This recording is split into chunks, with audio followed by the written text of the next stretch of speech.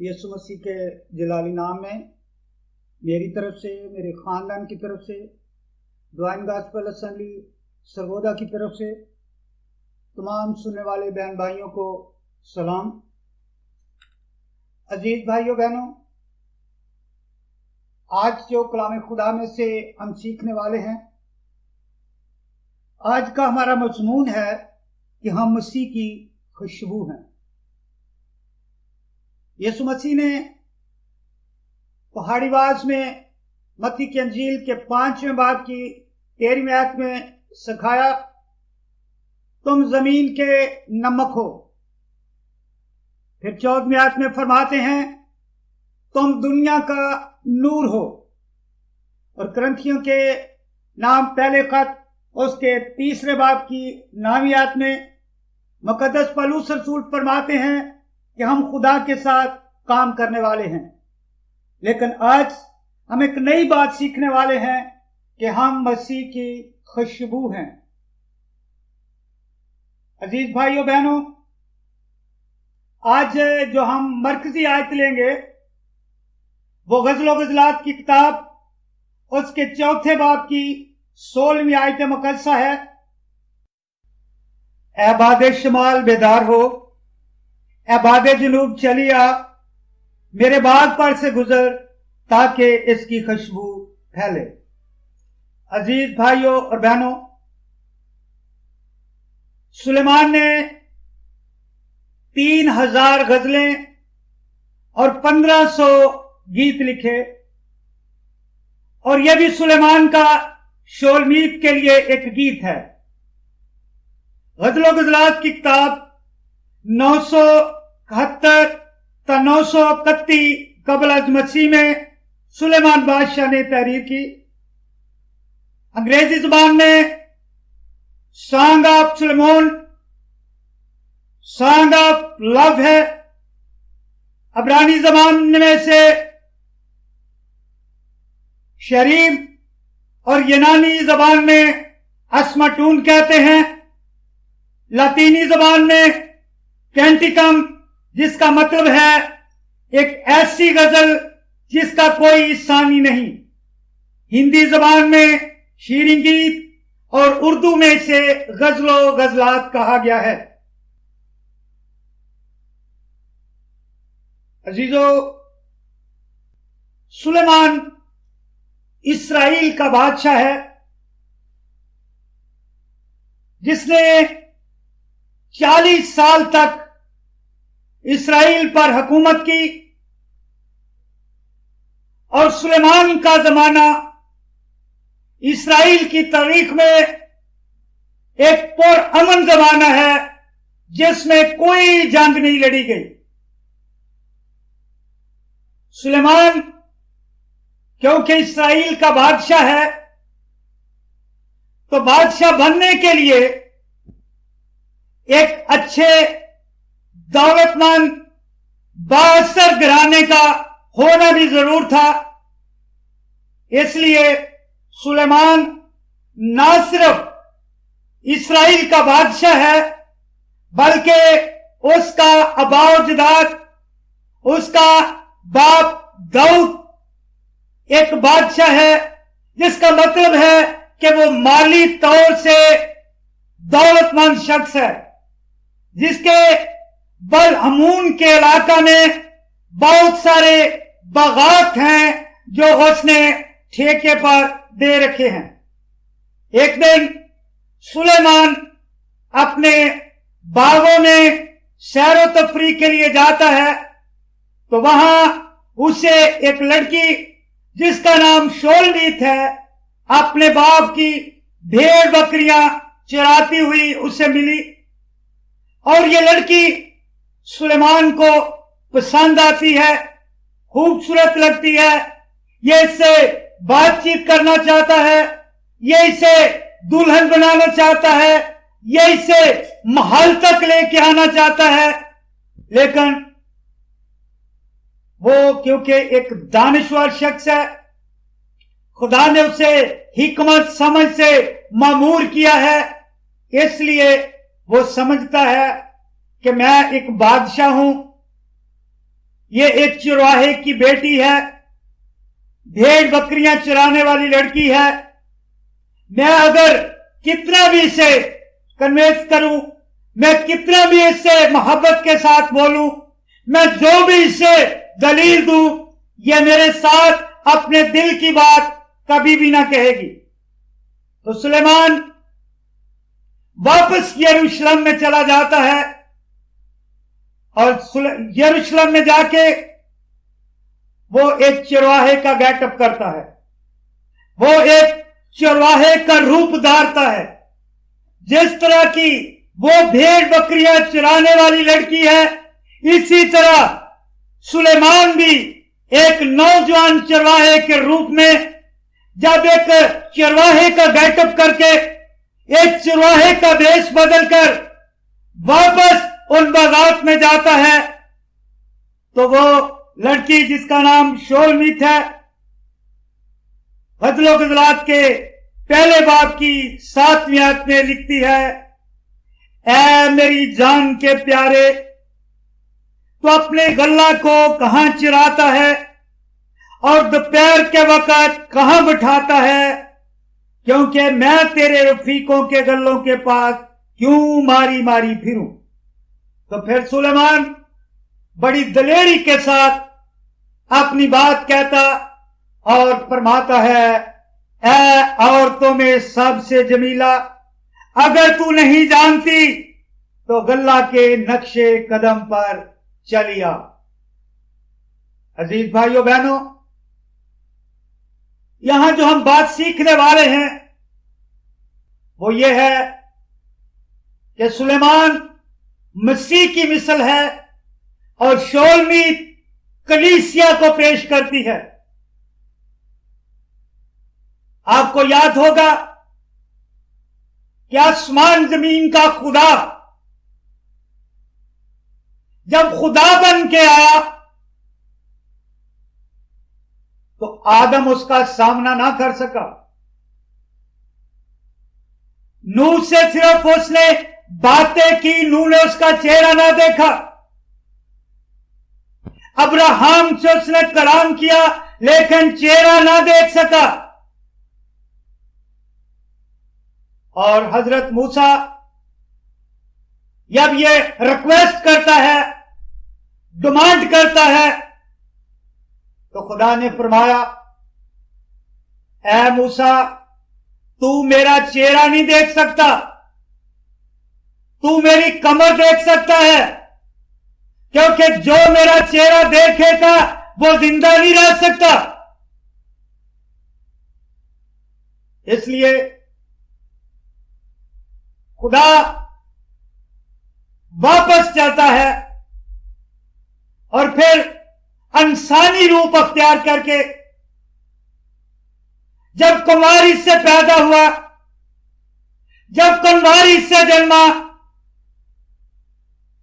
जब आदम की सूरत अख्तियार करके इस दुनिया में आया, तो हमने ना सिर्फ उसे देखा बल्कि गौर से देखा, उसे छुआ, उसके साथ बातें की, उसके साथ रहे, उससे कलाम सुना, उसके साथ खाना खाया, उसके साथ 3.5 साल तक शागिर्द रहे। सुलेमान मसीह की मिसल है। जिस तरह खुदा इंसान बन गया, इसी तरह सुलेमान भी जिस तरह की दुल्हन थी, जिस तरह की शोलनी थी, इसी तरह का बन गया ताकि वो उसके साथ कलाम कर सके, ताकि वो उसके साथ बातचीत कर सके, ताकि वो अपने दिल की बात उस पर अया कर सके। अजीजों, सुलेमान अपने बाग की तारीफ कर रहा है। सुलेमान का बाग बलहमून में है, सुलेमान का बाग यरूशलेम में है, सुलेमान का बाग इस जमीन पर है। सुलेमान ने अपने बाग में अपनी दुल्हन के लिए बड़े खूबसूरत खुशबूदार पौधे लगाए हैं और वो उन खुशबूदार पौधों की तारीफ कर रहा है। ऐ बादे शमाल बेदार हो, ऐ बादे जनूब चली आ, मेरे बाग पर से गुजर ताकि इसकी खुशबू फैले।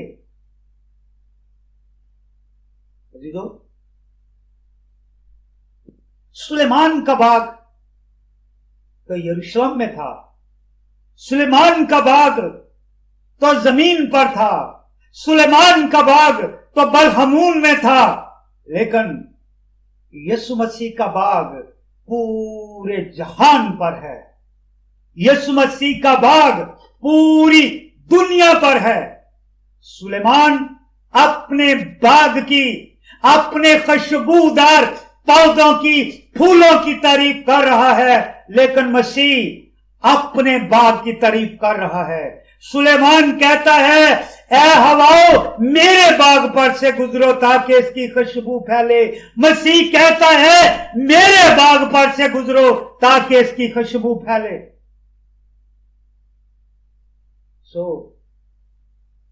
ये खुशबू हमारी, ये खुशबू ईमानदारों की, ये खुशबू मुकद्दसों की गवाहियां हैं। हमारी अच्छी गवाहियां, अच्छी खुशबू है,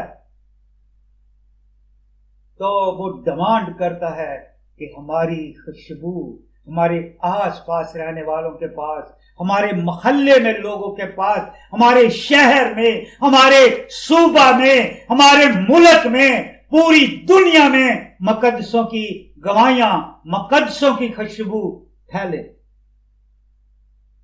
बहनों भाइयों, इसी तरह हम ये ना कहें कि हम इस शहर में, इस मोहल्ला में, इस कॉलोनी में अपनी अकल से, अपनी दानिश से, अपनी कोशिश से, अपने असर और सूख से यहां पर रह रहे हैं। हमने यहां अच्छे खूबसूरत घर बनाए हैं, हमारी यहां अच्छी नौकरियां हैं, या हमारी औलाद अच्छी तालीम हासिल कर रही है।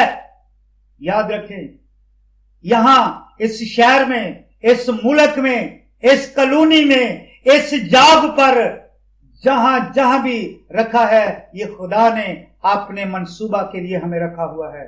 क्योंकि हिजकिय्याह नबी के सहीफा के 20वें बाब की 48वीं आयत में लिखा है,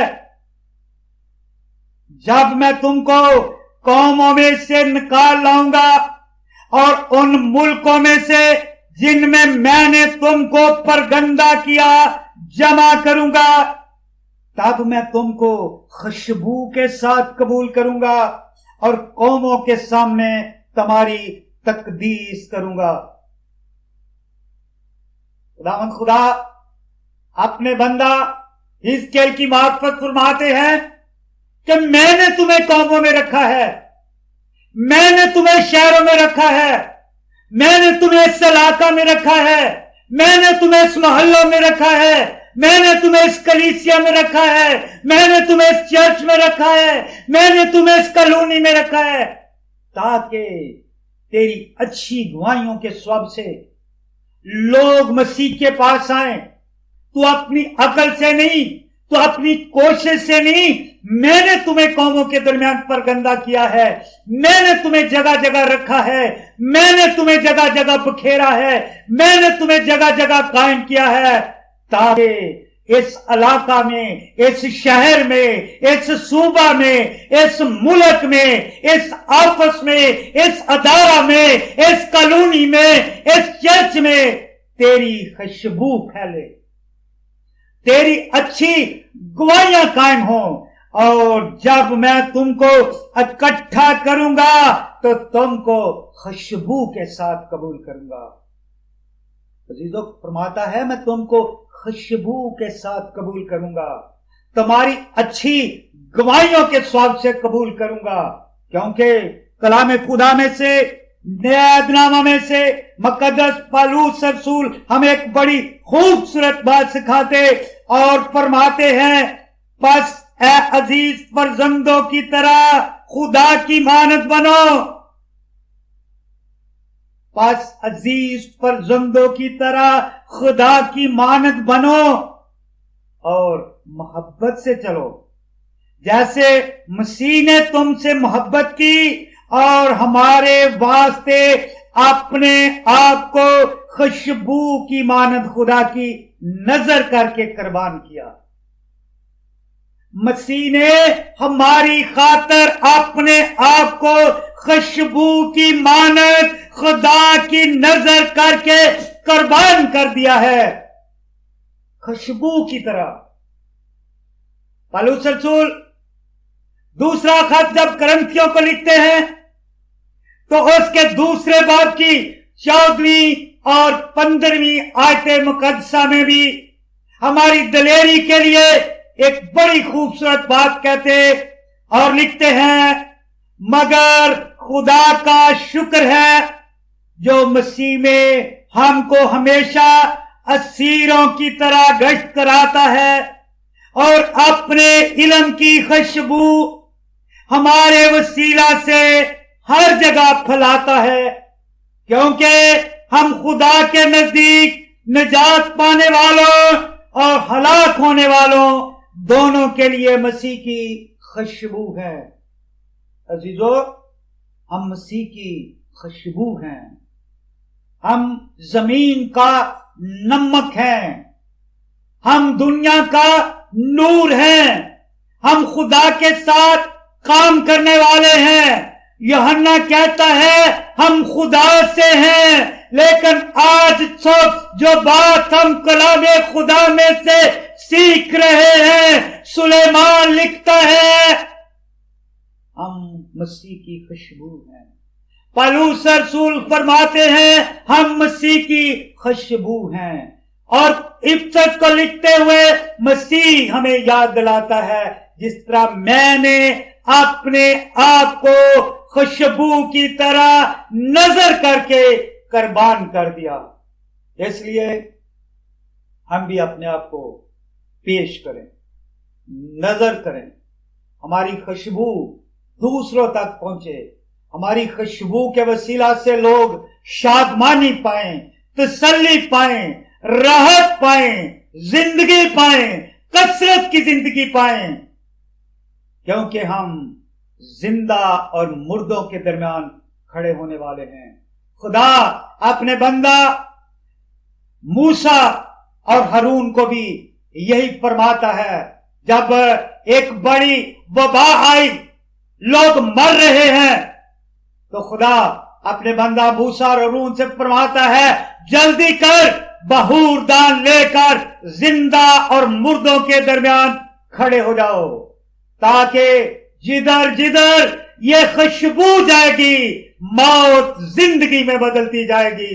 یقیناً ایمانداروں، جہاں جہاں ایمانداروں کی گواہیاں، ایمانداروں کی خوشبو جائے گی، موت سے نکل کر لوگ زندگی میں داخل ہو جائیں گے، اور ہم ان کو جو شریر کے قبضہ اور موت کی سایہ کی وادی میں ہے ضرور ہے کہ جھپٹ کر نکالیں. میں ایک زندہ گواہی آپ کے سامنے رکھنا چاہتا ہوں. انڈیا کی ایک بہن کی خوبصورت گواہی ہے. اپنی گواہی میں لکھتی ہیں کہ میرا باپ ایک بہت بڑا جادوگر تھا. اپنے جادو منتر کے وسیلہ سے، اپنے ٹونے کے وسیلہ سے اس نے بہت لوگوں کو فریب دیا، بہت سارا روپیہ پیسہ اکٹھا کیا. ہمارا گھر جو تھا یہ 3 منزلہ ایک بڑا خوبصورت گھر تھا. ہمارے گھر میں دنیا کی ہر ایک چیز تھی، لیکن ہمارے گھر میں شادمانی نہیں تھی، خوشی نہیں تھی، اطمینان نہیں تھا، کیونکہ یسوع کے سوا اطمینان مل ہی نہیں سکتا. عزیزو، کلام خدا میں سے بھی ہم پڑھتے ہیں کہ یرو کا رہنے والا جو زکی ہے، جو مسول لینے والوں کا سردار ہے، جس کو یہودیوں نے رومیوں پر ٹیکس کلیکٹ کرنے کے لیے مقرر کیا ہے، اس کے پاس بہت سارا مال و دولت ہے، بہت سارا روپیہ پیسہ ہے، اس کے گھر کے فرش کے نیچے بھی روپے ہیں، اس کی دیواروں میں بھی روپے ہیں، اس کی چوٹوں میں بھی روپے ہیں، کیونکہ اس نے ہر جائز نجائز طریقہ سے دولت کٹھی کی ہے، لیکن اس کے پاس دنیا کا سب کچھ ہے لیکن اطمینان اس کے پاس نہیں۔ ایک دن اس نے سنا کہ یسوع مسیح یریکو کی طرف آ رہا ہے، تو اطمینان کو پانے کے لیے، تسلی کو پانے کے لیے وہ اس راہ پر چلا اور ایک درخت کے اوپر جا کر چڑھ گیا تاکہ وہ یسوع مسیح کو جو اطمینان اور تسلی کا سرچشمہ ہے اس کو دیکھ لے۔ لکھا ہے یسوع مسیح اس راہ سے گزر رہا ہے۔ جب یسوع مسیح نے زکی کو دیکھا، جب زکی کے ساتھ اس کی آنکھیں چار ہوئی، یسوع مسیح کے قدم وہی روک گئے اور زکی سے کہتا ہے، اے زکی نیچے اترا، کیونکہ آج مجھے تیرے گھر میں جانا ضرور ہے۔ جب یسوع زکی کے گھر میں آ گیا، اس کی گھر میں تسلی آ گئی، اس کی زندگی میں تسلی آ گئی، اس کے گھر میں اطمینان آ گیا، اس کی زندگی میں اطمینان آ گیا، اس کی زندگی بدل گئی، اس کی سوچیں بدل گئی، اس کا رویہ بدل گیا۔ تو جہاں جہاں اس نے روپیہ چھپا رکھا ہے، جہاں جہاں اس نے دولت کٹھی کر رہی ہے، نکال کر باہر لا رکھا ہے اور یسوع کے سامنے اقرار کر رہا ہے، جس کا میں نے حصہ لیا ہے میں واپس دیتا ہوں، جس کا میں نے ناحق کیا ہے میں اس کو دوگنا چوگنا واپس کرتا ہوں، کیونکہ اب اس کی زندگی میں اطمینان آ گیا ہے، اب اس کی زندگی میں راحت آ گئی ہے، اب اس کی زندگی میں مسیح آ گیا ہے۔ جب زندگی میں مسیح آ جاتا ہے زندگی بدل جاتی ہے، جب زندگی میں مسیح آ جاتا ہے تسلی آ جاتی ہے، جب زندگی میں مسیح آ جاتا ہے اطمینان آ جاتا ہے، خوشی آ جاتی ہے، شادمانی آ جاتی ہے، شفا آ جاتی ہے، مسئلے حل ہو جاتے ہیں، بندھن ٹوٹ جاتے ہیں۔ تو یہی کچھ اس پیاری بیٹی کے ساتھ بھی ہوا۔ کہتی ہے ہمارے گھر میں دنیا کا سب کچھ ہے، لیکن میں اپنے ماں باپ کی اکلوتی بیٹی، میری 20 سال عمر ہے، لیکن میں پولیو کی مریضہ، میری ٹانگیں مر چکی ہیں، میری ٹانگیں کام نہیں کر رہی، میں ہر وقت بیڈ پر لیٹی رہتی، میری عمر 20 سال ہے، میں ہر وقت ٹی وی چینل دیکھتی رہتی۔ تو اپنی گواہی میں لکھتی ہے کہ میں ایک مسیحی چینل جس پر خدا کے ایک نامور خادم ڈاکٹر ڈیوڈ جونگچو، جو دنیا کی سب سے بڑی کلیسیا کے رہنما ہیں، دنیا میں سب سے بڑی کلیسیا کے پاسبان ڈاکٹر ڈیوڈ جونگچو لکھتے ہیں، جب کلام سنانے کے لیے کسی اجتماع میں، کسی کنونشن میں، کسی کروسٹ میں کلام سنانے کے لیے جاتے ہیں تو وہاں بڑے بڑے معجزے رونما ہوتے ہیں، لوگ شفا پاتے ہیں بیماریوں سے، لوگ چنگے ہوتے ہیں، برگشتہ بحال ہوتے ہیں، بہروں کے کان کھلتے ہیں، اندھوں کی آنکھیں کھلتی ہیں، گونگے کی زبان بولتی ہے، لنگڑے چلتے ہیں۔ کہتی ہے ہر روز کلام سن کے، خدا کے بندے کی گواہی، خدا کے بندہ کی ٹیسٹمنی سن کے میرا ایمان بڑھ رہا ہے، اور میں ہر روز اپنے باپ سے یہی کہتی، پاپا مجھے کوریا لے جا میں ٹھیک ہو جاؤں گی، پاپا مجھے کوریا لے چل میں ٹھیک ہو جاؤں گی۔ تو میرا باپ کیونکہ ایک مخالف مسیح کا کردار ادا کر رہا تھا، وہ ایک بہت بڑا جادوگر تھا، جب میں یہ باتیں یسوع مسیح کی اپنے باپ کے ساتھ شیئر کرتی تو میرے باپ کو غصہ محسوس ہوتا، میرا باپ غصہ فیل کرتا اور مجھے باتوں باتوں میں ٹالتا، لیکن میں بار بار اپنے باپ کو اس بات کے لیے مجبور کرتی رہی کہ اے باپ، اے میرے پاپا، اے میرے پتا، مجھے کسی طرح کوریا مرد خدا کے پاس لے جا تاکہ میں چنگی ہو جاؤں۔ وہ پیاری بہن لکھتی ہے، بار بار کہنے سے میں نے اپنے باپ کو اس بات کے لیے قائل کر لیا، میں نے اپنے باپ کو اس بات کے لیے تیار کر لیا کہ وہ مجھے کوریا لے کے جائے۔ کہتی ہے میرے اندر کلام کا جو بیج تھا، وہ بویا ہوا کلام کا بیج، وہ جڑ پکڑے ہوئے تھا اور میرے اندر کلام کام کر رہا تھا۔ کہتی ہے جس دن ہماری فلائٹ ہے، ہم ایئرپورٹ پر ہیں، ہم نے ٹکٹس لیے اور جہاز میں جب بیٹھے تو اسی وقت میرے اندر کلام نے کام کرنا شروع کر دیا۔ میرے جسم میں، میری ٹانگوں میں حرکت ہونا شروع ہو گئی، میری ٹانگوں میں جان آ گئی، میں اندر ایک تبدیلی محسوس کر رہی ہوں، میں اپنے اندر اپنی ٹانگوں میں طاقت محسوس کر رہی ہوں۔ کہتی ہے جب ہمارا جہاز جنوبی کوریا کی فضاؤں کے اوپر اڑ رہا ہے تو میری ٹانگوں میں قوت آ گئی اور میں مکمل طور پر شفا پا گئی اور میری ٹانگیں بالکل درست ہو گئی، اور جو ہی ہمارے جہاز نے کوریا کے ایئرپورٹ لینڈ کیا اور میں اپنی ٹانگوں پر کھڑی ہو گئی۔ عزیزو، یہ اس کا ایمان ہے۔ ہمارا خدا بڑے بڑے کام کرتا ہے۔ اس کی شفا کے پیچھے بھید کیا ہے؟ وہ بھی خادم سے نہیں ملی، خادم اس سے بہت دور ہے، لیکن کوریا کی ہواؤں میں بھی مسیح کی خوشبو ہے، کوریا کی فضاؤں میں بھی مسیح کی خوشبو ہے،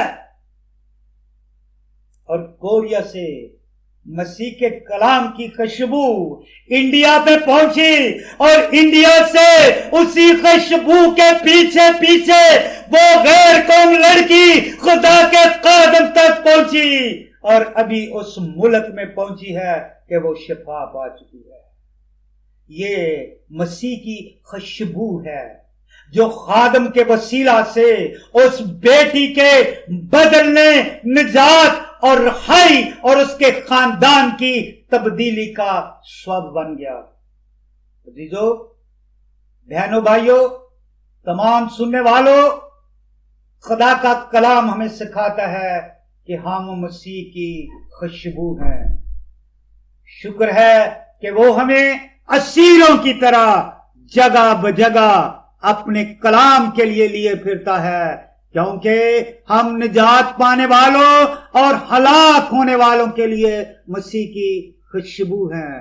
اپنی گواہیوں سے، اپنے کردار سے، اپنے رویوں سے، اپنی حالت سے، اپنے کاموں سے، اپنے پہناوے سے، اپنی گفتگو سے ثابت کریں کہ ہم خدا کے ہیں۔